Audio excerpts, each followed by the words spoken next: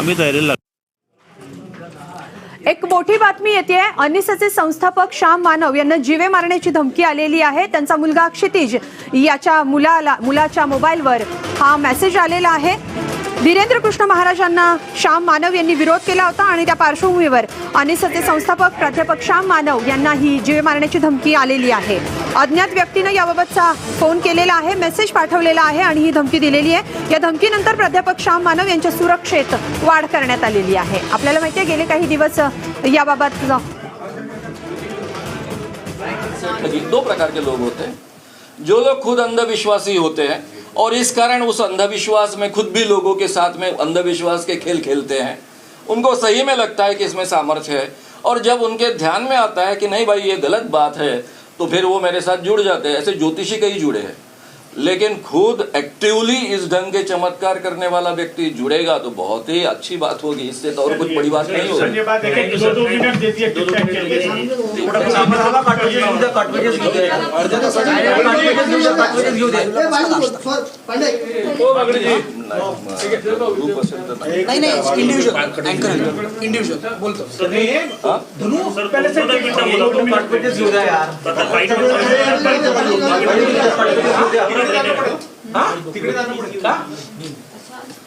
Hello हाँ या नहीं कर सकते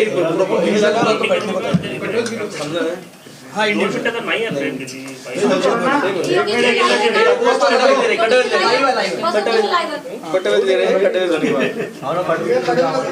तर आपण पाहतो श्याम मानव यांना ही धमकीचा फोन आलेला आहे आणि यावरून आता त्यांच्या सुरक्षेत वाढ करण्यात आलेली आहे. आपल्याला माहिती आहे धीरेंद्र महाराजांना श्याम मानव यांनी आव्हान दिलेलं आहे. त्यांनी जे दावे केलेले आहेत त्याबाबत समोरासमोर येण्याचं आव्हान दिलेलं आहे आणि या सगळ्या प्रकरणानंतर आता हा वाद वाढण्याची चिन्ह आहेत. कारण श्याम मानव यांना हा धमकीचा मेसेज आलेला आहे. मेसेज नेमका कुणी पाठवला आहे याबाबतची माहिती मिळू शकलेली नाही, कारण अज्ञात व्यक्तीने हा मेसेज पाठवलेला आहे. याबाबत आता पोलीस अधिक तपास करणार आहेत. मात्र जब से मैंने 40 साल पहले ये काम शुरू किया तब से आती रही है.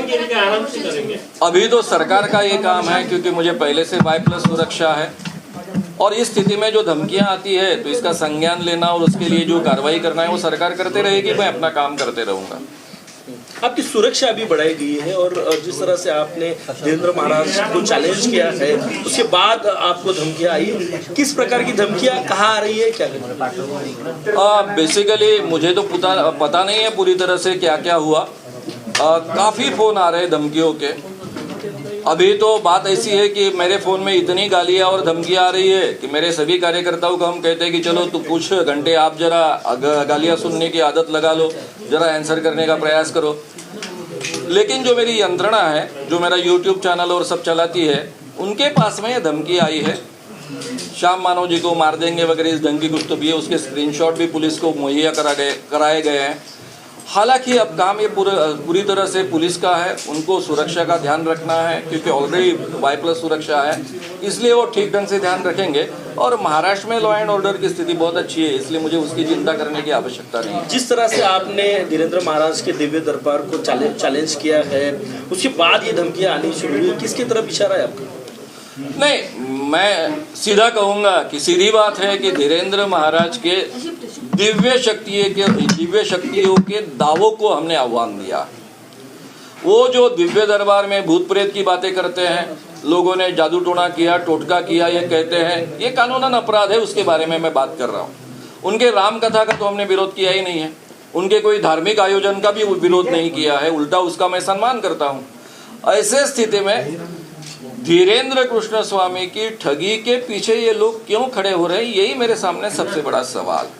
जब ऑर्गेनाइज हिंदुत्ववादी संगठनाएं उनके साथ में खड़ी होती है तो मैं डायरेक्टली ये सवाल पूछना चाहता हूं कि क्या आप उनके ठगी का समर्थन कर रहे हैं?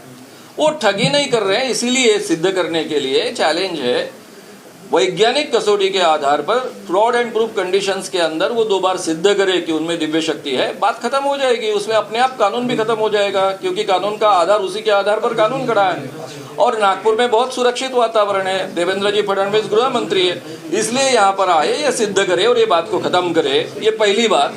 अगर वो ये बात को खत्म करने के लिए यहाँ कर चुनौती स्वीकार कर फ्रॉड एंड प्रूफ कंडीशंस के अंदर वो सिद्ध नहीं करते हैं तो आपके मन में संदेह आना चाहिए कि महाराष्ट्र इसमें कोई टेक्निक का तो उपयोग नहीं कर रहे, जो वहां पर वो कर नहीं पाएंगे इसलिए वो सफल नहीं हो पाएंगे। कल आपने बात की थी कि धीरेन्द्र महाराज को अरेस्ट किया जाए, उसके बाद आपको धमकियां आना शुरू